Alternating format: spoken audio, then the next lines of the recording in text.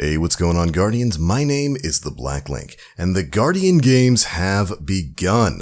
Of course, this week at the weekly reset, we had the start of the Guardian pseudo-Olympic event, the Guardian Games. And while the event itself is fairly self-explanatory, it really doesn't take much to understand what's going to be going on there. There are a couple of tips out there that I could give you to help your laurel grinding, your metal farming go by just a little bit faster. Guardian Games itself is a competition between the three major classes, Hunters, Warlocks, and Titans. And it is in essence a competition to see which class can generate the most laurels and gather the most medals. Laurels, of course, will drop from ability kills against any enemies in the game, or from getting kills against major and ultra level enemies. So basically any enemy with a yellow health bar is also going to drop you laurels. Completing bounties from Ava Levante can also drop laurels. Then, you take these laurels in your metal case and you use them to buy Contender Cards, which are basically like super bounties that are tailored to specific playlist activities that will drop you high-level medals. We've got bronze medals, silver medals, gold medals, and then platinum medals, each of which will give you an increasing amount of points towards your class's overall score based on the rarity of the medals, going from the least amount of points for a bronze medal to the most amount of points for a platinum medal. Then you just turn those things in at the podium in the tower, and that's how you play Guardian Games. Farm the laurels, get the Contender Cards, earn the medals, turn those medals in. But if you've been playing Guardian Games, you're probably wondering what are some of the more optimized ways to get this done? How can I get as many laurels as possible? How can I complete as many medals as possible? And what's the best way to do it? Well, that's what we're here to talk about in this video. We'll start off with gathering laurels. Like I said before, these are really easy to get. You can get them from basically any source in the game, regardless of what you're playing. You can get it from Crucible, Gambit, Strikes, Lost Sectors, Patrol events. Laurels can be generated basically anywhere in the game.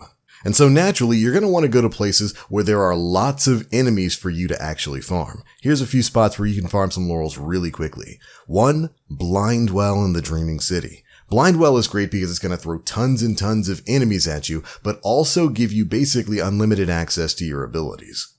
If you're more casual minded, spam Lost Sectors. Lost Sectors usually have a high density of enemies and will usually have 1 or 2 bosses in there to drop a decent amount of laurels for you. In particular, you can go spam a Lost Sector like the Widow's Walk in the Trostland. This is a 1-room Lost Sector. It's got multiple yellow bar enemies. You just go in there, spam your abilities, kill the boss and his nightmare enemies, and you'll farm up plenty of laurels in no time. But if you're looking for the absolute fastest way to max out your laurels, well, there is no better place than the Thrallway in Shattered Throne. This hallway consists of unlimited Shadow Thrall. We've shown it as a farming method before here on this channel. It's a perfect place for you to go and sit and farm ability kills for a few minutes to get 500 laurels, the max that you can carry right now. Seriously, this is the best way to farm laurels. It took me 2 minutes to go from 0 laurels up to 500 by just running a basic ability spam build. And so, next up, we're going to show a couple of builds that can really make use of this on all 3 of the main classes. Starting off with, of course, Warlocks. Team dubs, by the way. Solar Warlocks probably have the easiest time out of all 3 of the classes getting ability and super kills. So, if you're a Warlock, swap over to Top Tree Dawnblade and toss on the Sunbracer exotic gauntlets if you've got them. With this build, you'll be able to head into the Thrallway, toss a grenade, melee an enemy, and then have instant grenades forever.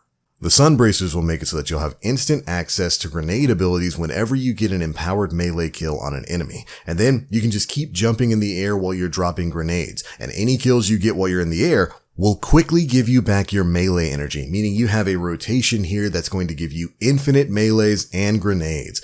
You'll also be able to, of course, farm up super energy and get super kills in here, which will also drop laurels for you. For Titans, you've actually got a couple of options here. One great one is to run Bottom Tree Sentinel with the Doomfang Pauldron exotic gauntlets. This is basically going to grant you infinite super with your shield throws. Just find a corner, pop Sentinel, and start tossing shields. The sheer number of Shadow Thrall coming at you is going to make it so that every time you throw your shield, you're going to be getting all of your super energy back, and you can just sit there and do this for a couple of minutes. Meanwhile, for Hunters, Top Tree Arcstrider is going to basically have the same effect with infinite melees. Just keep meleeing enemies and then dodging around them to get your energy back. Top Tree Striker with Insurmountable Skullfort is also a great option here. Middle Tree Gunslinger with Knife Trick will also work just as well. Using any of these builds or any of the others out there that give you plenty of ability energy like Void Walk or Warlock or whatnot is gonna get you so many laurels you can go from 0 to 500 in 2 or 3 minutes flat, making this easily the best laurel farm in the game.